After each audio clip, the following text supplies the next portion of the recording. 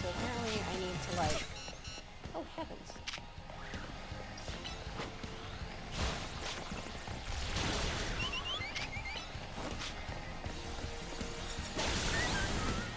There we go. There we go. There we go. This one I should have done. Yeah. Can I get your honest opinions on the game? Okay. Do you want the long version or the short version? How much of a yap are you signing up for with this one? Get the shiny marine. It's on top of that building. I already got that one. He's on my team right now. Long. Okay. Also, let's yap about it. Okay.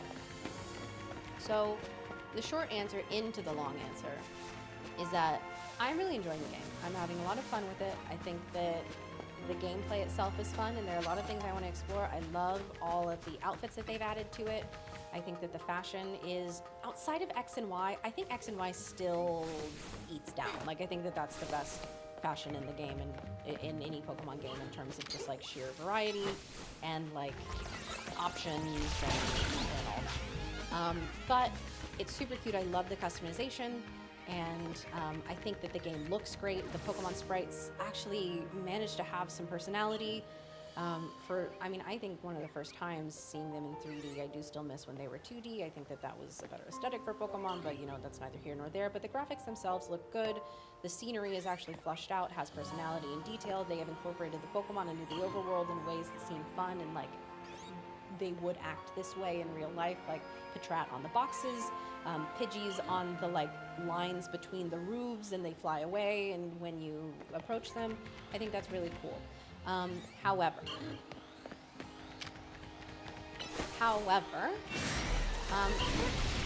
also Anonymous, thank you so much for the gift sub. One thing that I feel about Pokemon games in general is that like there's so much missed potential. And that remains true here. There's such an opportunity for like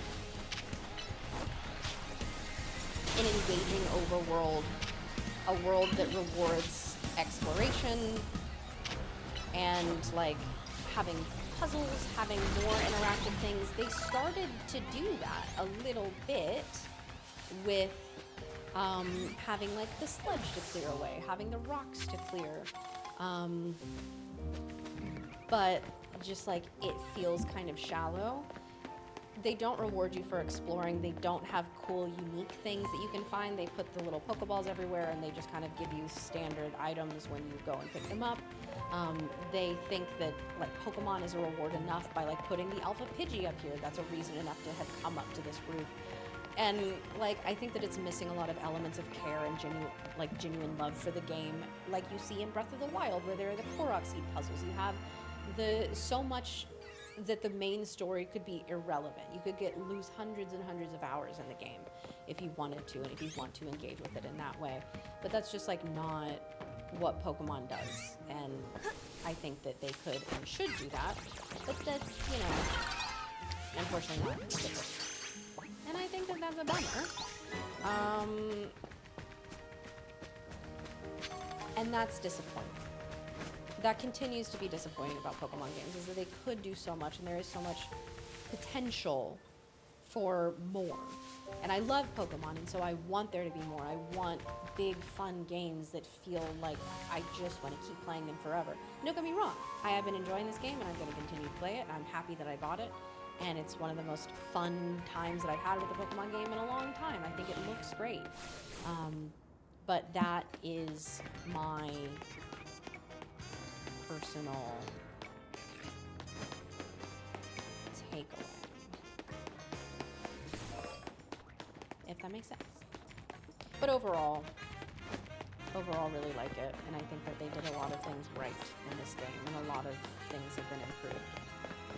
But also, like, why can't I go into buildings?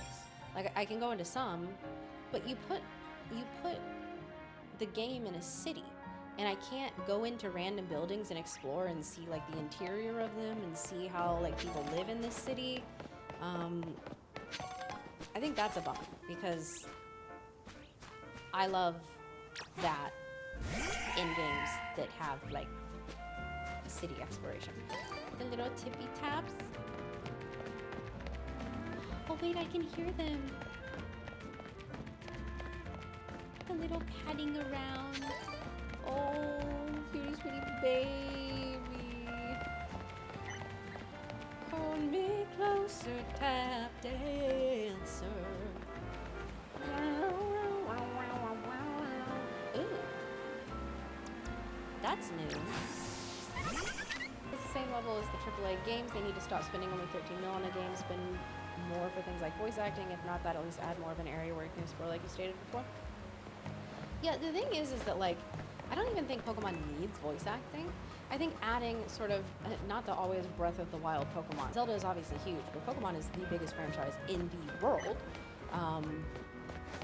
And like, you can accomplish similar things, right? You have, like, you don't need voice acting in Breath of the Wild, but you have the like, little sounds and ha's that like, voice actors add to give these characters personality. On top of that, the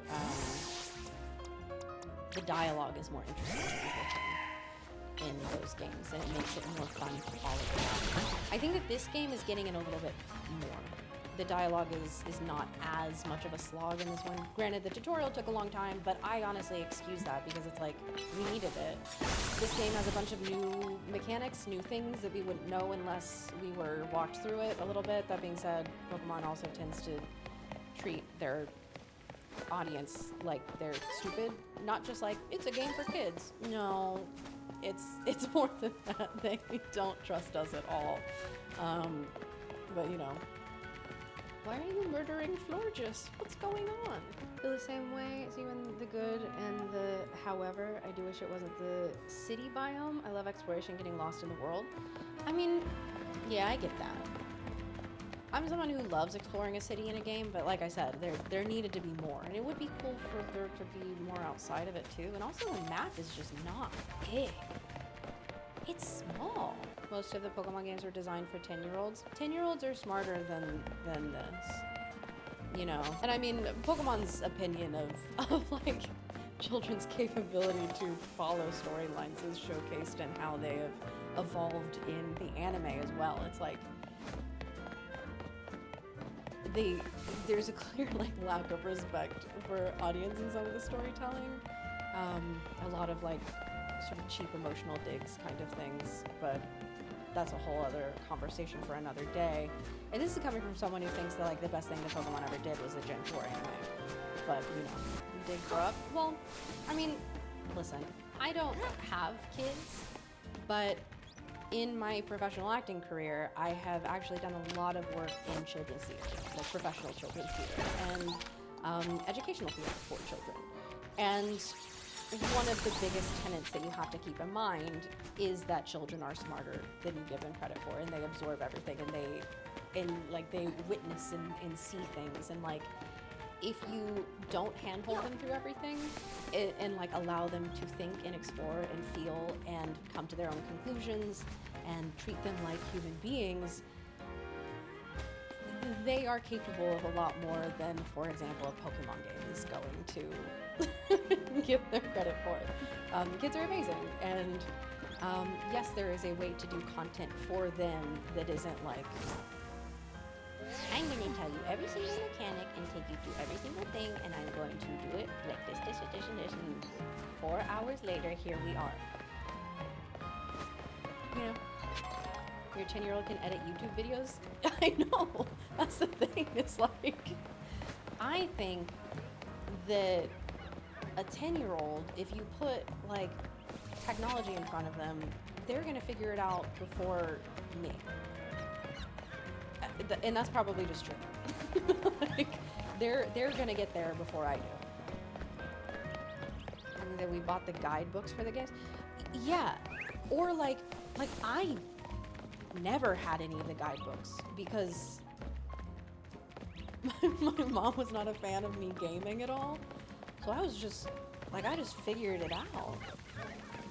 And, oh, I don't think I have the white one. I think I need that one.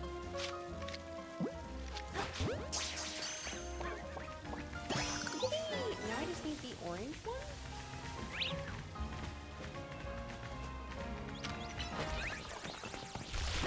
Are You Smarter Than a Fifth Grader was a show, and many people found they are, in fact, not.